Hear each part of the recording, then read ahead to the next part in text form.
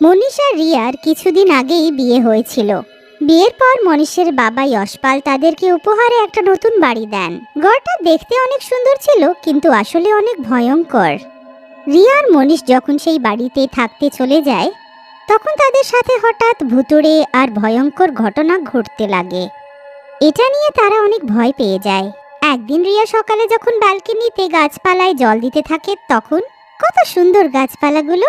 সত্যি অনেক সুন্দর বাড়ি উপহারে দিয়েছেন বাবা আমাদেরকে। আমি তো এখানে আরো সুন্দর সুন্দর পুঁদেগুলো লাগাবো। সেসবও করে নিও, কিন্তু তার আগে আমাকে চাটা তো দাও। কখন থেকে বলছি। হ্যাঁ, আনছি। চাটা কি ভালো করে হতে দেব না? তুমিও যে কেমন কথা বলো মনীষ।